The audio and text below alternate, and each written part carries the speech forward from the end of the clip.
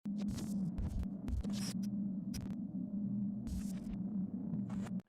hello guys, how are you? I welcome you to this video. In this video, we will be talking about what are trends, what is upward trend, what is downward trend, what is sideways trend. We will be also talking about support and resistance and how to mark them on charts. So let's start. तो basically 3 type के trend रहते हैं। पहला up trend, दूसरा down trend और तीसरा sideways trend. तो देखते हैं अप ट्रेंड में क्या होता है। अप ट्रेंड में प्राइस हायर हाइज और हायर लोज बनाता है। मतलब प्राइस ऊपर गया, इसने थोड़ा सा रिट्रेस किया, एक लो बनाया, प्राइस को डिमांड मिला, प्राइस ऊपर गया, फिर से इसने एक हाई बनाया। पर इस टाइम जो हाई बना ये प्रीवियस हाई से ऊपर है।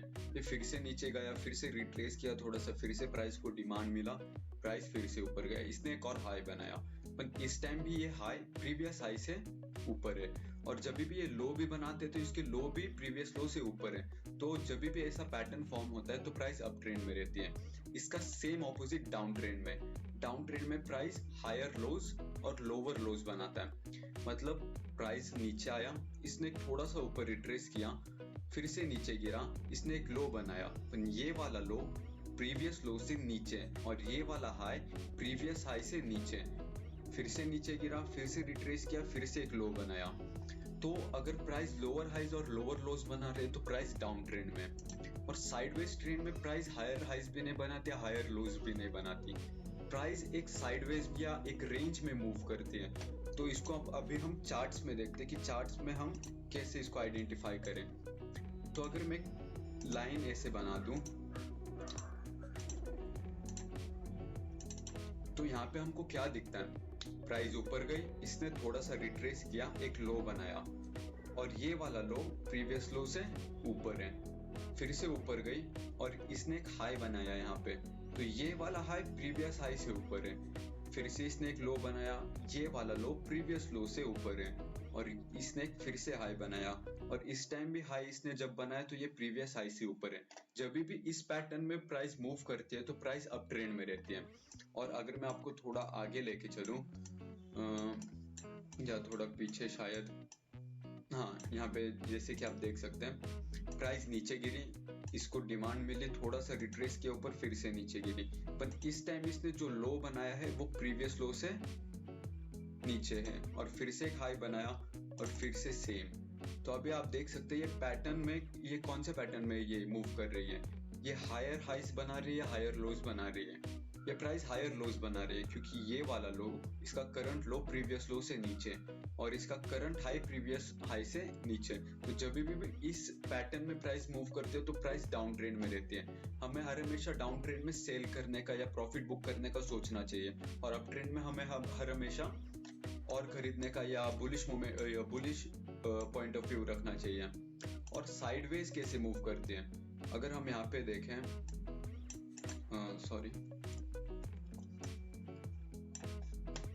अगर मैं आपको यहाँ पे एक बॉक्स बना दूं तो आपको यहाँ पे क्या दिखता है, प्राइस हायर हाइज भी नहीं बना रही, प्राइस लोअर हाइज भी नहीं बना रही, प्राइस लोअर लोज भी नहीं बना रही, प्राइस एक साइडवेज मूव कर रही है या एक कंसोलिडेट कर रही है प्राइस। तो जब भी ऐसा कंसोलिडेशन होता है तो आपको वेट करना चाहिए मार्केट एक डायरेक्शन लेने का। आपको साइडवेज मार्केट में कभी भी ट्रेड नहीं करना चाहिए, कभी भी इन्वेस्टमेंट नहीं करनी चाहिए, क्योंकि साइडवेज मार्केट मतलब प्राइस बड़े मूवमेंट के लिए तैयार हो रहा है। जब भी प्राइस इस बॉक्स को या साइडवेज मार्केट के बाद एक बॉक्स वो रेंज बनाती है, जब भी प्राइस उस रेंज को ब्रेक कर देती है तो वो एक अच्छा मूव देती है। अगर प्राइस देखो, अगर हम देखें यहाँ पे तो प्राइस ने ये वाली रेंज ऊपर की तरफ ब्रेक की तो प्राइस रेंज ब्रेक करने के बाद ऊपर गया। अगर यही रेंज प्राइस ने नीचे की तरफ ब्रेक की रहती तो प्राइस नीचे गिरता। तो साइडवेज ट्रेंड के बाद मतलब साइडवेज मार्केट में हर हमेशा प्राइस का डायरेक्शन लेने दो पहले, उसके बाद आप ट्रेड लीजिए ताकि आपका लॉस कम से कम हो सके और प्रॉफिट आपका बढ़ सके।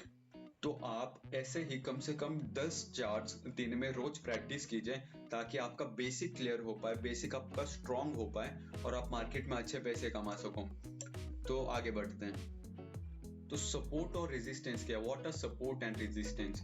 Support is a place where price tends to reverse and go up. Resistance is a place where price tends to reverse and go down.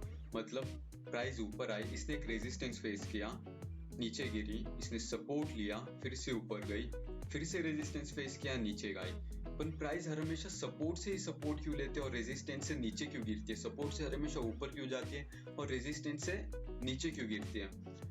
तो support is a place where buyers reside and resistance is a place where seller reside. मतलब support के यहाँ पे price बहुत ही कम, मतलब अगर मैं आपको एक एग्जांपल दूं, तो अगर आपको 100 रुपए की चीज 50 रुपए में मिलती रहेगी तो आप क्या करोगे?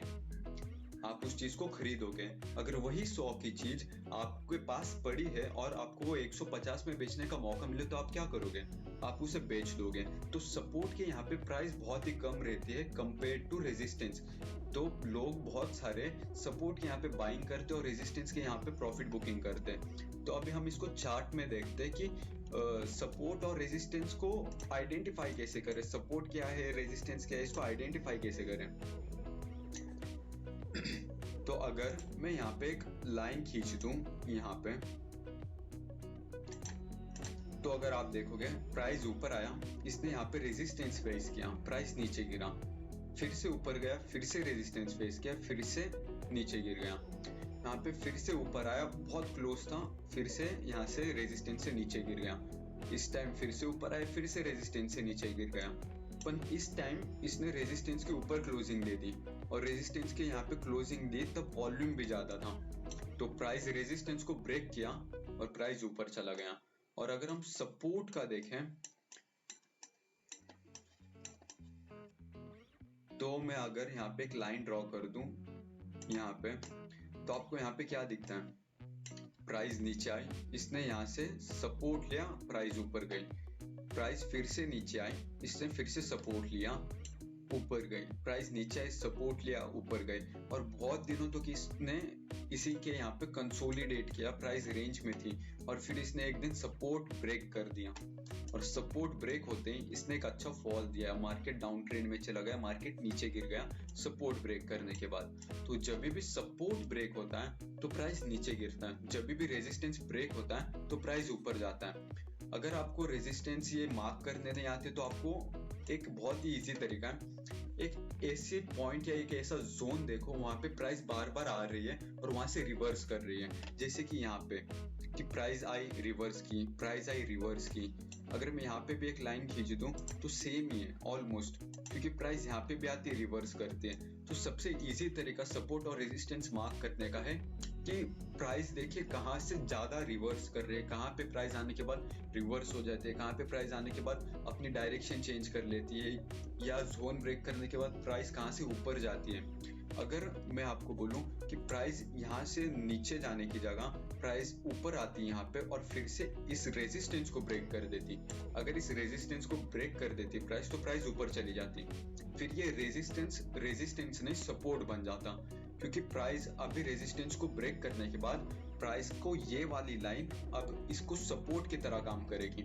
जब भी अब मार्केट ऊपर जाके फिर से नीचे आएगा तो ये इसको सपोर्ट देगी, अभी ये लाइन इस प्राइस को सपोर्ट देगी और प्राइस अगली बार यहाँ से फिर से रिवर्स कर जाएगी।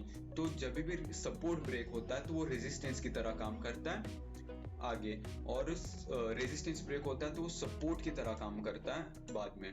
ठीक है, तो ये आप बहुत ही बात ध्यान में रखिए और आप बहुत सारे चार्ट प्रैक्टिस कीजिए ताकि आपकी टेक्निकल स्किल्स थोड़ी इम्प्रूव हो और बेसिक्स आपका बहुत स्ट्रांग रहना चाहिए। अगर आपको स्टॉक मार्केट में सरवाइव करना है तो बेसिक्स बहुत इंपॉर्टेंट है। तो आप रेगुलर थोड़े थोड़े चार्ट्स पे प्रैक्टिस कीजिए। मुझे भी पहले बिल्कुल नहीं आता था सपोर्ट और रेजिस्टेंस या कुछ भी, तो मुझे बहुत तकलीफ होती थी, पर अभी मुझे देख के भी पता चल जाता है कि सपोर्ट कहाँ पे, रेजिस्टेंस कहाँ पे।